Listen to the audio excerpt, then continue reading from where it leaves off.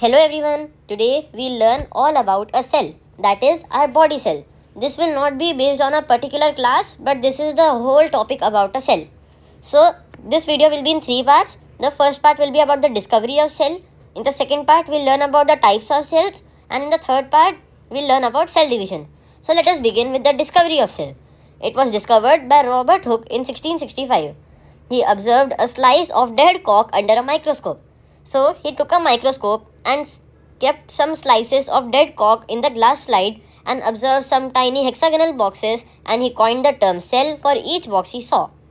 In another language, cell means a little room. Then, in 1670, Antony van Leeuwenhoek observed the first living cell in pond water.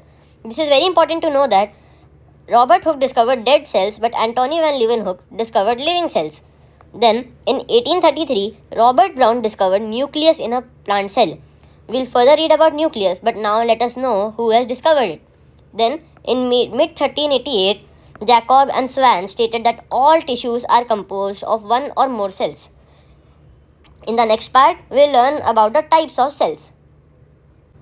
Hello everyone, so in the last part, we learned about the discovery of cell. Now, let us understand the types of cells. But before that, let us know what are cells. So cells are known as the building blocks of life because they are the basic structural units. We can tell this because a group of cells makes a tissue, and a group of tissues makes an organ, group of organs makes an organ system, and group of organ system makes an organism. Different cells have different functions like digestion, respiration, etc. So we can tell that all cells do not have the same function, but each cell has a different function, like some are used for digestion, respiration, egestion, etc. Types of cells based on the number. So there are two types of cells based on the number. The first one is unicellular and the second one is multicellular.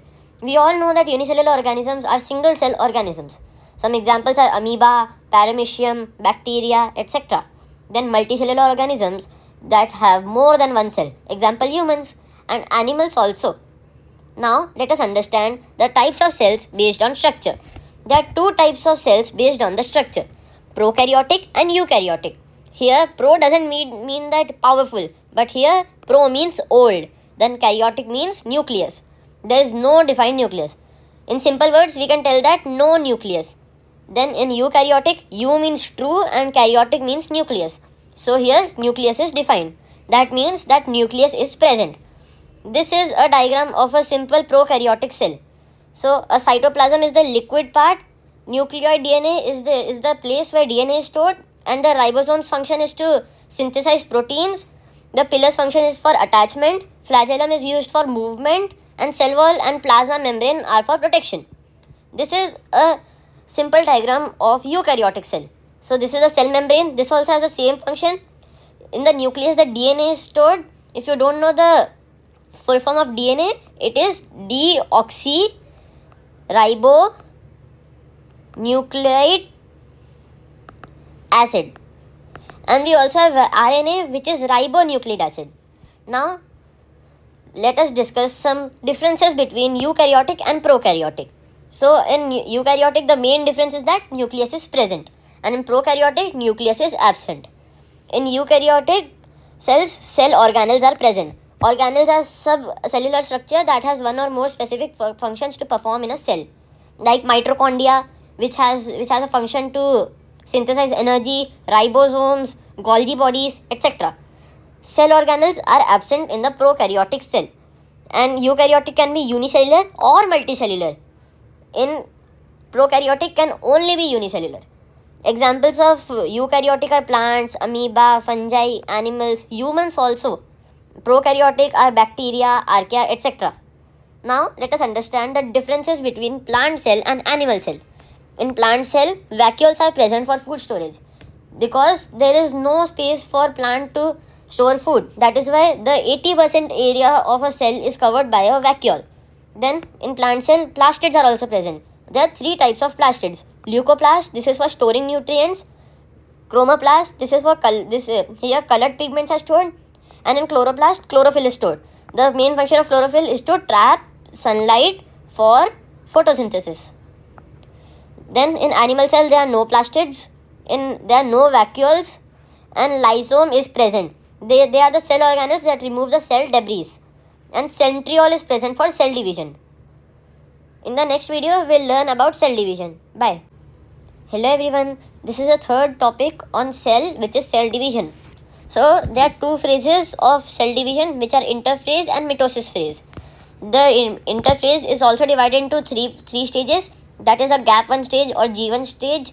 In that, the cell prepares for DNA replication, that is genetic material, and then S stage where DNA replication occurs, and in G2 stage or gap 2 stage, it prepares for cell division. So before starting cell division, let us understand about a cell, the structure of cell. There are 46 chromosomes in a human body, 2 copies of homologous chromosomes and 2 sex chromosomes. Total time taken for cell division in an average human being is 24 hours and minimum is 12 hours. So let us begin with the G1 phase. So G1 phase varies, the time varies for G1 phase, that is it can take hours to months, and it occurs after mitosis. The cell grows in this phase and the nucleoid excision repair takes place. S phase takes from about 6 to 8 hours. This doesn't take that much time as the G1 phase takes. Histones are duplicated. They are the proteins that bind and organize DNA.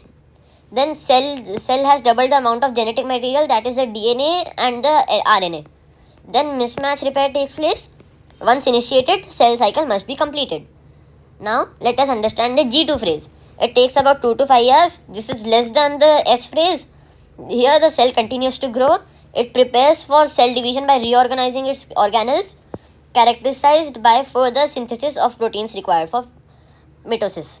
Then the mitosis phase. Karyotypes are obtained from cells. Then final step in the cell division is the prior to 2 daughter cells separating from each other. This is the clear picture for cell cycle. Here in the first picture the DNA is replicated, and in the second picture it prepares for mitosis.